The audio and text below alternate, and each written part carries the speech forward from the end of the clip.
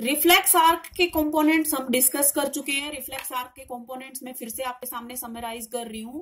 एक रिसेप्टर होता है, सेंसरी न्यूरॉन्स होते हैं, सेंट्रल नर्वस सिस्टम का पार्ट होगा मेनली स्पाइनल कॉर्ड और कभी कभी brain without involving it's thinking area. इसको हम रिले सेंटर भी बोलते हैं। देखिए पार्ट ऑफ नर्वस सिस्टम जो है इसको हम रिले सेंटर भी बोलते हैं।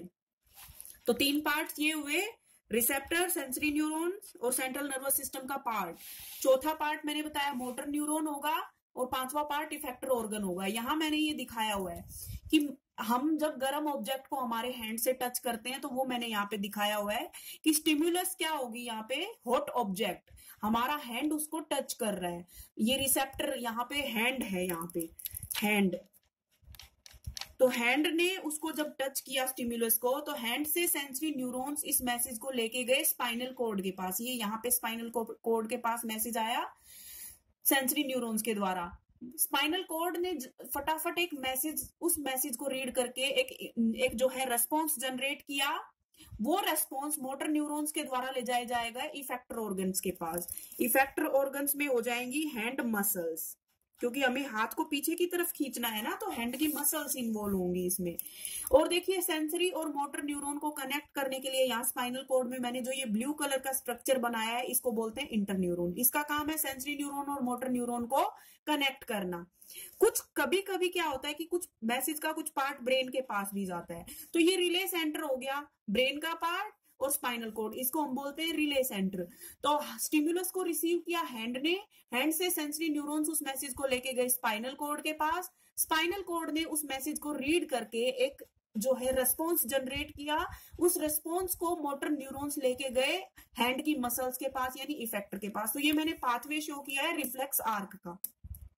अब रिफ्लेक्स एक्शंस के टाइप्स मैं आपको बता रही हूं। यहाँ पे रिफ्लेक्स एक्शन दो टाइप के होते हैं इस बेसिस पे कि रिले सेंटर का कौन सा पार्ट इन्वॉल्व है। अगर इस पूरे पाथवे के अंदर स्पाइनल कॉर्ड इन्वॉल्व है तो उसको बोलेंगे स्पाइनल रिफ्लेक्स। अगर इस पाथवे में स्पाइनल कॉर्ड इन्वॉल्व ना होके ब्रेन इन्वॉल्व है तो उसको हम बोलेंगे cerebral reflex. Cerebral word brain के लिए यूज किया गया है। तो spinal reflex and cerebral reflex. जब रिले सेंटर स्पाइनल कॉर्ड होगी तो स्पाइनल रिफ्लेक्स, जैसे कि हॉट ऑब्जेक्ट को टच करने पे हाथ का पीछे की तरफ पुल बैक करना। सेरिब्रल रिफ्लेक्स में ब्रेन का वो पार्ट जो थिंकिंग में इन्वॉल्व नहीं होता, rest of the part of the brain is involve. तो जैसे कि जब हम ब्राइट लाइट में जाते हैं, एकदम से तेज रोशनी में जब हम जाते हैं तो हम अपनी आंखें बंद कर लेते हैं, तो ये हो गया सेरिब्रल रिफ्लेक्स। इसके अलावा रिफ्लेक्स एक्शन को फिर से दो ग्रुप्स में मैंने डिवाइड किया है, एक कंडीशनड रिफ्लेक्स, एक अनकंडीशनड रिफ्लेक्स। अनकंडीशनड रिफ्लेक्स को नेचुरल रिफ्लेक्स भी बोलते हैं। अनकंडीशनड रिफ्लेक्स हमारे अंदर नेचुरली प्रेजेंट होते हैं, यानी बर्थ के टाइम से ही प्रेजेंट होते हैं। तो जो भी जितने भी इंडिविजुअल्स होते हैं वो किसी पर्टिकुलर स्टिम्युलस के लिए एक सेम टाइप का रेस्पॉन्स जनरेट करते हैं। जैसे कि हॉट ऑब्जेक्ट को टच करने पे हम अपने हाथ को पीछे की तरफ खींच रहे हैं, तो सब इंडिविजुअल्स इसी तरीके से करेंगे हॉट ऑब्जेक्ट को छूने पे। दूसरी चीज, जैसे जब हमारे पैर में कांटा एकदम से चुभता है तो हम अपना पैर एकदम से हटा लेते हैं, वहां पे ऊपर की तरफ खींचते हैं पैर को। या हमारा जो घुटना होता है, इसमें जो ये नी कैप होती है, इसको जैसे ही हम टच करते हैं तो हमारे पैर में एक जर्क आता है। तो ये जितने भी सारे मैंने एग्जांपल्स बताए ये नेचुरल रिफ्लेक्स के हैं, क्योंकि ये बर्थ के टाइम से हमारे अंदर प्रेजेंट है, हमने प्रैक्टिस नहीं किया इनको, इनबोर्न हमारे अंदर ये प्रेजेंट है।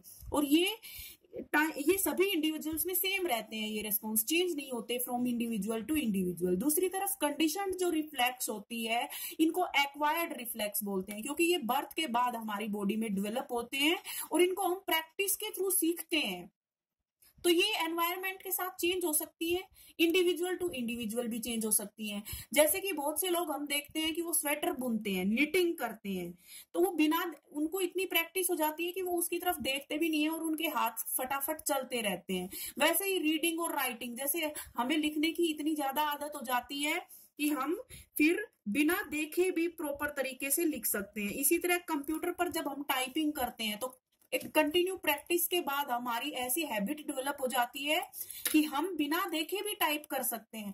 तो ये सारी चीजें प्रैक्टिस से हमारे अंदर डेवलप हुई है। और इस तरह के जो रिफ्लेक्स होते हैं, इनको इन सारे कामों में हमारे कोई थिंकिंग इन्वॉल्व नहीं हो रही है, ब्रेन का थिंकिंग एरिया इन्वॉल्व नहीं है। बिना सोचे हम वो काम कंटिन्यूसली बिना देखे और बिना सोचे वो काम कर रहे हैं, क्योंकि over a period of time हमने प्रैक्टिस से वो हैबिट अपने अंदर डेवलप कर ली है। लास्ट इस चैप्टर में इस टॉपिक में लास्ट जो आज के वीडियो में मैं लास्ट टॉपिक कवर करना चाहती हूँ वो ये कि जो ये रिफ्लेक्स एक्शंस होते हैं या जो रिफ्लेक्स आर्क्स होती हैं, इनका इंपॉर्टेंस क्या है हमारी बॉडी में, सिग्निफिकेंस क्या है। बहुत इंपॉर्टेंट होती है ये रिफ्लेक्स आर्क्स। देखिए, सबसे पहले तो आप इस चीज को समझिए कि रिफ्लेक्स आर्क्स जो होती हैं वो स्पाइनल कॉर्ड में जनरली फॉर्म होती हैं, लेकिन कभी कभी इंफॉर्मेशन ब्रेन के एरियाज में भी पहुंचती है। दूसरी तरफ रिफ्लेक्स आर्क्स उन एनिमल्स में इसलिए इवॉल्व हुई क्योंकि हमारी जो थॉट प्रोसेस है वो बहुत फास्ट नहीं है। ये बहुत इंपॉर्टेंट पॉइंट्स लिखे हुए हैं मैंने यहाँ पे सारे।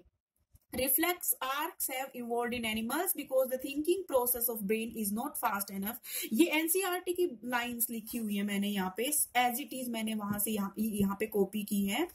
अगर कोई क्वेश्चन पूछे आपसे कि रिफ्लेक्स आर्क्स की इंपॉर्टेंस क्या है, रिफ्लेक्स आर्क्स एनिमल्स में क्यों इवॉल्व हुई, तो आप ये आंसर देंगे क्योंकि हमारी थॉट प्रोसेस बहुत फास्ट नहीं है।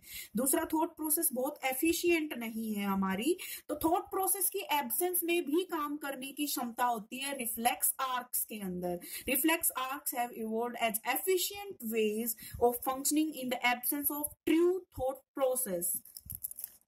दूसरा देखिए, रिफ्लेक्स आर्क्स जो है वो बहुत क्विक रिस्पॉन्स जनरेट करती है, हमें मालूम है ये।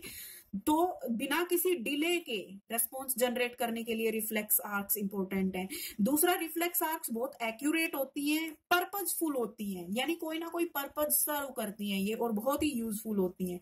ब्रेन के ऊपर ओवरलोडिंग को ये अवॉइड करती हैं, ओवर टैक्सिंग को अवॉइड करती हैं। दूसरा, रिफ्लेक्स जो कंडीशनड रिफ्लेक्सेस होती हैं वो हमारे लिए काफी इंपॉर्टेंट होती हैं, यूजफुल होती हैं राइटिंग में, टाइपिंग में, साइकिलिंग में और रीडिंग में। तो इस तरीके से ये रिफ्लेक्स आर्क्स के मैंने यहाँ पे सिग्निफिकेंस और इंपॉर्टेंस बताए हैं। तो इसके साथ ही हमारा एक टॉपिक कंप्लीट होता है। नेक्स्ट वीडियो में हम बात करेंगे ह्यूमंस के सेंट्रल नर्वस सिस्टम के बारे में, यानी ब्रेन के बारे में।